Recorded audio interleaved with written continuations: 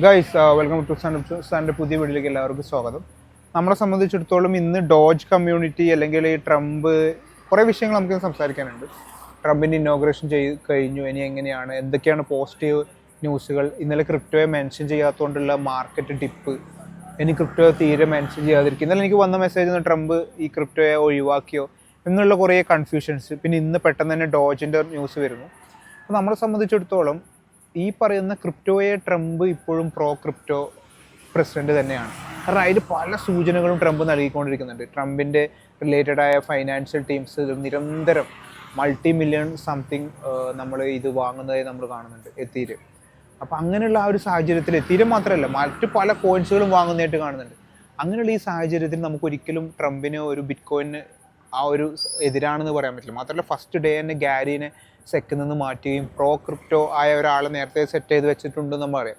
വേറൊരു വിഷയം എന്താണെന്ന് വെച്ചാൽ റോസ് എന്ന് പറയുന്ന ആളെ ഫ്രീ ചെയ്യുന്നു. ഫസ്റ്റ് ഡേ ഇന്ന് നമ്മുടെ ടെസ്ലയിലെ ഓണർ നമ്മൾ ഇലോൺ മസ്ക് ഫസ്റ്റ് പറഞ്ഞത് റോസിനെ നമ്മൾ എന്ത് ചെയ്യപ്പെടും, റോസ് ഒരു വാലും കൂടി ഉണ്ട്, അപ്പോൾ അദ്ദേഹത്തിന് എന്ത് ചെയ്യപ്പെടുന്നു, ഫ്രീ ആവുന്നു. അതും ക്രിപ്റ്റോ തമ്മിൽ എന്താ ബന്ധം എന്ന് വെച്ചാൽ ഈ പറയുന്ന സിൽക്ക് റോഡ് ബന്ധപ്പെട്ട് 2025 40 വർഷം ശിക്ഷിച്ചത്. ഡാർക്ക് വെബിൽ ഈ bitcoin buying selling related ക്രൈമിൽ ശിക്ഷിക്കപ്പെട്ട ഒരാളെ ഫസ്റ്റ് ഡേ തന്നെ റിലീസ് ചെയ്യുക എന്നുള്ളത് നമ്മളെ സംബന്ധിച്ചിടത്തോളം ക്രിപ്റ്റോ റിലേറ്റഡ് ആയിട്ട് അതൊരു ക്രൈമല്ല, അല്ലെങ്കിൽ ആ ഒരു രീതിയിൽ ഒരു ക്രൈമായിട്ട് കാണുന്നില്ല എന്നുള്ളൊരു സന്ദേശം കൂടി നൽകുന്നുണ്ട്. അങ്ങനെ നൽകുമ്പം അതൊരു പ്രോ ക്രിപ്റ്റോ തീരുമാനം തന്നെയാണ്. മാത്രമല്ല ഈ കഴിഞ്ഞ ഒക്ടോബർ സമയത്ത് ഈ ബിറ്റ് കോയിനെ പുകഴ്ത്തിയിട്ട് അത് സട്ടോഷി എന്നൊക്കെ മറ്റേ ആ പറയുന്ന 16ാം വാർഷികത്തിനോടനുബന്ധിച്ചുള്ളൊരു ട്വീറ്റിൽ നമ്മുടെ ഈ പറയുന്ന ട്രംപ് എന്നേരം എന്ത് ചെയ്തിട്ടുണ്ട്, ഈ പറയുന്ന ബിറ്റ് കോയിൻ ഇനിയും അടിപൊളിയാകും, ഈ പറയുന്ന അടുത്ത എൻ്റെ government bit coin bit coin ടീമാണ് എന്നുള്ളൊരു ട്വീറ്റിൻ്റെ കൂടെ #റോസ് ഫ്രീ എന്ന് പറയുന്ന സെറ്റപ്പ് കൂടി ഇട്ടിട്ടുണ്ട്. അപ്പോൾ ഫസ്റ്റ് ഡേ ആ ഒരു തീരുമാനം എടുക്കുന്നതും എന്തുകൊണ്ടും ഒരു പ്രോ ക്രിപ്റ്റോ റിലേറ്റഡ് ആയ കാര്യം തന്നെയാണ്. മാത്രമല്ല നമുക്ക് എപ്പോഴും ഏത് നിമിഷവും ഈ പറയുന്ന ഫെഡറൽ റിസർവ് ബിറ്റ് കോയിൻ ആക്കുമെന്നുള്ള ഒരു തീരുമാനത്തെ എക്സ്പെക്ട് ചെയ്യാവുന്നതാണ്.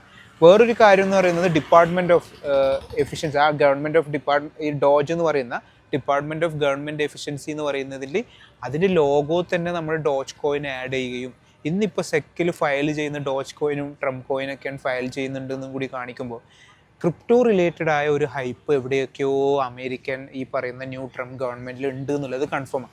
ഞാൻ ഇത് ചിന്തിക്കുന്നതെന്ന് പറഞ്ഞാൽ ഇതെങ്ങനെയാണ് ഒരു 4 ഇയർ ബുൾ മാർക്കറ്റിൽ കറക്റ്റ് വന്ന് നിൽക്കുന്നത് എന്നുള്ളതാണ് എൻ്റെ ഒരു ചിന്ത.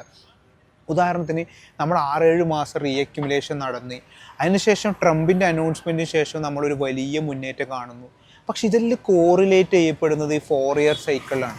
ഇനി അഥവാ ശരിക്കും ട്രംപ് തോറ്റിരുന്നെങ്കിലോ ആ 4 ഇയർ സൈക്കിളിൽ എന്തായാലും ഈ പറയുന്ന എല്ലാ സൈക്കിളുള്ള പോലെ ഒരു ബുൾ മാർക്കറ്റിലെ ഒരു പോസ്റ്റ് ഹാൾവിങ് ബ്രേക്ക് ഔട്ട് ഉണ്ടാവേണ്ടല്ലേ, പോസ്റ്റ് ഹാൾവിങ് റീഅക്യുമുലേഷൻ പീരീഡ്.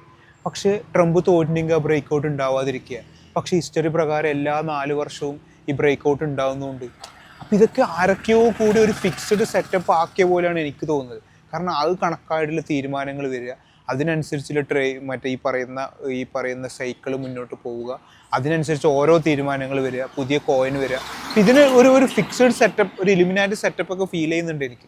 അതെന്താണ് നമുക്ക് കൂടുതൽ നമ്മൾ സംസാരിക്കേണ്ട ആവശ്യമില്ല.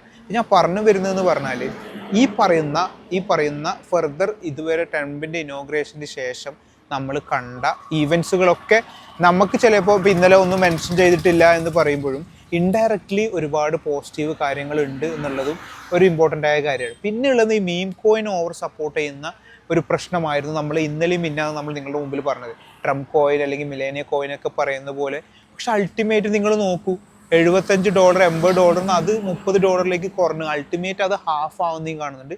ഫണ്ട് അൾട്ടിമേറ്റ് ഏടെ പോകുന്നുണ്ട് ഫണ്ടമെന്റ്സിൽ. നമ്മൾ അതിന് ഉദാഹരണമാണ് എത്ത് ബൈയിങ്ങും കുറേ അധികമുള്ള ഇപ്പോൾ ലിങ്ക് പോലുള്ള കോയിൻസ് ഒക്കെ ബൈ ചെയ്തു എന്ന് പറയുന്നത്. ഫണ്ടമെൻ്റൽ കോയിൻസ് ഇപ്പോഴും ആ ഒരു സ്ട്രോങ് തന്നെയാണ്.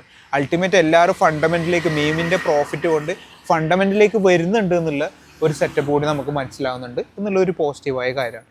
എന്നിരുന്നാലും നമ്മൾ ഈ പറയുന്ന ഓരോ അപ്ഡേറ്റ്സുകളും ക്രിപ്റ്റോ മാർക്കറ്റിനെ വല്ലാതെ വേരിയേറ്റ് ചെയ്യുന്നുണ്ട്. ഉദാഹരണത്തിന് ഒരു ക്രിപ്റ്റോ എന്ന വേർഡ് ഉപയോഗിച്ചിട്ടില്ല, ബിറ്റ് കോയിൻ എന്ന വേർഡ് ഉപയോഗിക്കാത്തതുകൊണ്ട് 109 101 മാർക്കറ്റ് കുറയാന്ന് പറയുന്നത് അത്രയും ഡിപ്പെൻഡൻ്റ് ആയിട്ടുണ്ട് എന്നുള്ളത് ഒരു കൺസേണുള്ള വിഷയമാണ്. അതിൻ്റെ കൂടെ മൈക്രോ സ്ട്രാറ്റജി നിരന്തരമായിട്ട് ഇന്നൊരു 1 ബില്യൺ എമൗണ്ട് വാങ്ങുന്നതും നമ്മളെ അത്ഭുതപ്പെടുന്ന ഒരു കാര്യമാണ്. ഇപ്പോഴത്തെ സിറ്റുവേഷൻ എന്ന് വെച്ചാൽ 101ൻ്റെയും 109ൻ്റെ ഇടയിൽ കൺസോൾട്ടേഷനാണ്. നമ്മൾ കഴിഞ്ഞ ആഴ്ച കണ്ടത് 91ൻ്റെയും 100ൻ്റെ ഇടയിൽ കൺസോൾട്ടേഷനാണ്. ഇത് ഇങ്ങനെ ഒരു സെറ്റപ്പ് ചെയ്ത് പോകുന്നതും നമ്മൾ അൾട്ടിമേറ്റ് ഈ പറയുന്ന അടുത്തൊരു ലെഗ്. പിന്നെ മാത്രമല്ല ബാഡ് ന്യൂസുകൾ അധികം വന്നുകൊണ്ടിരിക്കുന്നുണ്ടെങ്കിൽ, എവിടേക്കോ ഫിയർ ഉണ്ടാകുന്നുണ്ടെങ്കിൽ മാർക്കറ്റ് അടുത്ത ലെഗപ്പിന് റെഡിയാണ്. നന്ന ഗുഡ് ന്യൂസ്, നന്ന ഗ്രീൻ ക്യാൻഡിൽ വരുമ്പോഴാണ് ശരിക്കും പറഞ്ഞാൽ നമ്മൾ ഭയപ്പെടേണ്ടത്. ഞാൻ എപ്പോഴും നിങ്ങളോട് പറയാം, എപ്പോഴാണ് റെഡ് ക്യാൻഡിൽ വരുന്നത് അതാണ് നമ്മുടെ അവസരം.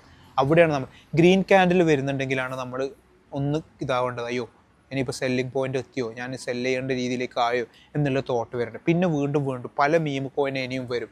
ഇതൊരു ബുൾ മാർക്കറ്റ് ഫേസിലൊരു സ്ഥിരം പരിപാടിയാണ്. എല്ലാ മീം കോയിൻസിൻ്റെയും ബാക്കിൽ പോരും. നിങ്ങൾക്ക് വേണ്ട മീം കോയിൻസ് ഡോജായിട്ടും ഞാൻ കുറച്ചൊക്കെ മീം കോയിൻസ് നിങ്ങൾക്ക് പറഞ്ഞു തന്നിട്ടുണ്ട്. അതിൻ്റെ ബാക്കിലേക്ക് മാത്രം പോവുക. പല ലക്ഷക്കണക്കിന് മീം കോയിൻസ് ഉണ്ട്. പല ഇൻഫ്ലുവൻസേഴ്സും മീം കോയിനുമായിട്ട് വരും. ഓക്കെയാണ്, വലിയ വലിയ യൂട്യൂബേഴ്സ് വരും, വലിയ വലിയ രാഷ്ട്രീയക്കാർ വീണ്ടും വരും. എല്ലാത്തിനും ബാക്ക് പോയിട്ട് പൈസ കളയരുത്. $75 $40 പോയത് നമ്മൾ കണ്ടതാണ്. പല കോയിൻസ് അങ്ങനെ തന്നെ സംഭവിക്കും. ഒരു ബുൾ മാർക്കറ്റിൽ ഈ ഒരു രീതി തുടർന്നുകൊണ്ടിരിക്കും. മീം കോയിൻസിൽ നിന്ന് കുറേ ആൾ പൈസ ഉണ്ടാക്കും, കുറേ ആൾ പാപ്പരാകും. ഇതൊരു സെറ്റപ്പ്. ആ സെറ്റപ്പിലേക്ക് നമ്മൾ പോകരുത്. നമ്മൾ ഫണ്ടമെൻ്റൽ ബാക്ക് പോകാം. ശരിയാണ്, ഷോർട്ട് ടേം ചിലപ്പോൾ നമുക്കൊരു വലിയൊരു പ്രോഫിറ്റ് നഷ്ടമാകും. പക്ഷേ അൾട്ടിമേറ്റ് ഞാൻ ഇന്നലെ പറഞ്ഞ പോലെ 25 വാങ്ങി 45 വിറ്റാൽ വീണ്ടും 50 വാങ്ങും, വീണ്ടും 60 വിൽക്കാൻ നോക്കുമ്പോൾ 70 വാങ്ങും, ലാസ്റ്റ് 30 സെല് ചെയ്യേണ്ടി വരും.